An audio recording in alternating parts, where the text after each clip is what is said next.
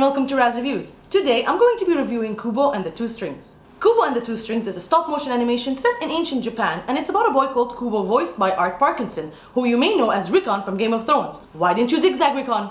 Why didn't you zigzag? Kubo is a young boy with magical powers, and he sets off on a quest to unlock the mysteries of his past. On his quest, he's joined by a monkey voiced by Charlize Theron and a beetle voiced by Matthew McConaughey. And that's all I'm going to say about the plot, because it's a really awesome plot and I don't want to spoil anything about it. So Kubo and the Two Strings combines the following elements: fantasy, action, fun, emotion, and Japanese mythology. All awesome things. That's why I completely enjoyed this movie and I really loved watching it. I didn't even know that this movie was out. I didn't know what it was. I didn't see any of the promotional material, but I heard here and there that there's this animation movie that has gotten really great reviews. So I checked it out on Rotten Tomatoes and it was 97%. And I was like, I really need to check this out. So I managed to catch it in the last week or last couple of weeks while it was in the cinema, and I was not disappointed. I'm so happy that I got to see this movie in the cinema because it is absolutely beautiful. Now I'm going to talk about the top 3 things that I liked about Kubo and the Two Strings. Number 3, the setting. I really loved how the movie was set in ancient Japan because I'm a big fan of that era, the Edo era, with all the samurais and ninjas and shoguns and all that kind of stuff. So I really loved being in that world. This setting also helped them establish some really nice visual elements and visual cues that borrow from the Japanese ancient culture, which made the film feel a little bit out of this world. It gave it some sort of mystic element that I really enjoyed, and it made the story stand out more and feel more fresh, even though it is kind of a typical hero's journey. But at the same time, it felt like something new and fresh because it was such a strange setting and such an out of this world setting. So I really liked it. There was some really clever use of origami in this movie. We all know origami from Japan. It's the thing when they fold paper and it's animals and stuff, so who cares?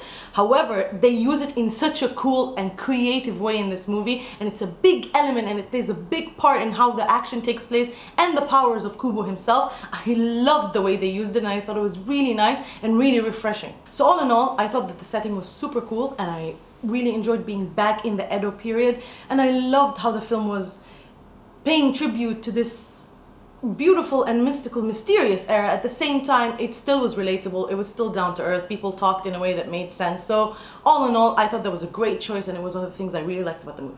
The number 2 thing that I liked about the movie was the visuals and animation. This is by far the best stop motion animation that I've ever seen in my entire life. It looks amazing. It's so fluid. It's so beautiful. They use so many haunting imagery. They animated it in such a way that you forget that this is stop motion. Because a lot of times what tends to happen in stop motion is things tend to be laggy, movement tends to be a little stop motion-y. However, here it's just so fluid and so beautiful. It's just so natural that you are completely engrossed. It doesn't take you out of the movie. It doesn't make you feel like you're watching little pieces of clay moving around. And they really established how well they've animated this movie and how beautiful it looked in the first 20 minutes. I enjoyed the first 20 minutes so much. It completely took my breath away. First act of this film is my favorite part of the film because of how it looked and how it felt. It really put you in the mood, it established everything, and that is largely due to the fact that it's so beautifully animated, and the images and the frames and the directing that they used was just so incredible. So I thought that was super successful in this movie.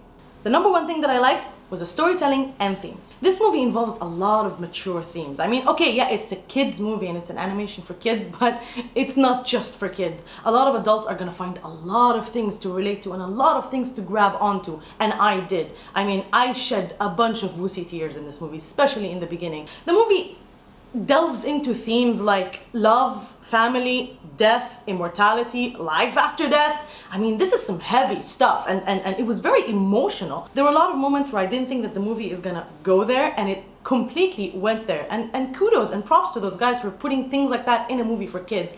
But for me, it gave it more credibility and it made the story much more enjoyable and much more fascinating, really. So I enjoyed watching the characters go through the trials and tribulations that they did and come to the conclusions that they did. The film borrows a lot of story elements and techniques from anime and manga, where characters have really tragic backgrounds all the time, and the way they experience things, thoughts about revenge, about destiny and things like that, all played into this film as well. And I thought it was a nice homage and a nice connection for something that's part of the culture to begin with. And I thought it made the film stand out a little bit more from any of the normal animations for kids, even when they deal with heavy themes. So no movie is perfect, and now I'm going to talk about the top 3 things I didn't like about Kubo and the Two Strings. Number 3, plot predictability.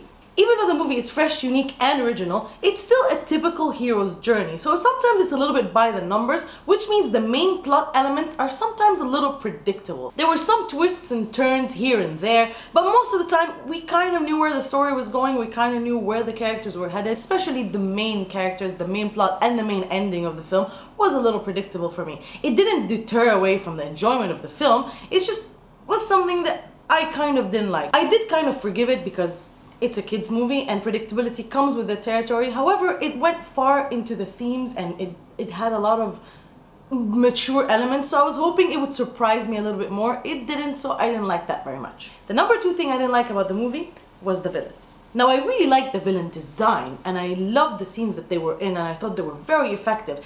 And I don't want to talk too much about the villains because I don't want to spoil anything, but generally they were really effective, they were creepy, they were menacing. I really enjoyed their presence on screen. However, I just hoped that they would be more developed. It seemed that most of the time of the film went to developing the main characters and the two sidekicks, and not a lot of time was spent to explain the motivations or the personalities of the villains of the films. So when they showed up, they were really entertaining, but I just wish I knew more. Especially towards the end of the film, I didn't feel like the motivation of the main villain was really clear to me. The film kind of told me why he was doing what he was doing, but it didn't click as well as I would have liked it to. I feel that if his character was better developed, then we could have understood his motivations better and would have connected with him more as a villain. The number one thing I didn't like about the movie was its length. I felt that the movie was a little too short. The movie is about 1 hour 41 minutes long and I was really hoping that it would be a little bit longer than that. I mean, it's understandable and acceptable for an animation to be that short, but this film especially had a lot of things going for it, had a lot of layers. The characters were really strong and heavy characters and they were dealing with a lot of things. There's a lot of history and backstory to these characters. So I was really hoping that we could get more time with them to understand them, understand their relationships a little better, understand their past a little better. Sometimes the pacing was a little off as well. There's certain transitions between certain events that happen that don't make sense. It kind of felt like the movie goes from point A to point C and skipping B. And I was hoping more time maybe would have given us better transitions and better explanations of the plot, and it would have moved the plot along a little bit more smoothly. And the relationships between the villains and the protagonists is very important and has a lot of history and a lot of past. So I really wish that we explored that a little bit more. I mean, we knew what the relationship was, but we could have delved a lot deeper into it if we had more time with them. All in all, Kubo and the Two Strings is definitely a hidden gem. Everybody should check this movie out because it's beautiful. It's not just for kids, it's for kids, adult, anybody can find something about the movie. It's a beautiful story, it's well told, great characters, great visuals, great animation. All in all, top-notch film. I enjoyed it so much. I'm so glad I got to see it, and for that reason, I'm giving it a 9. A lot of people these days complain that movies are mostly unoriginal, that they're all sequels or reboots. However, this film is original. Yes, it's based on Japanese mythology, but the story is original, it's fresh, it's new characters, it's a new setting. I think it's beautiful. So I think people should know about this movie and should definitely check it out. And this is why I reviewed it, because I really want people to check this movie out. So definitely take a look at it. I'm sure you will enjoy it. So, did you watch Kubo and the Two Strings, or have you not even heard of it? Let me know in the comments, and don't forget to like, share, and subscribe to my videos. And as always, please let me know if there's anything you'd like me to review for you next time. See ya!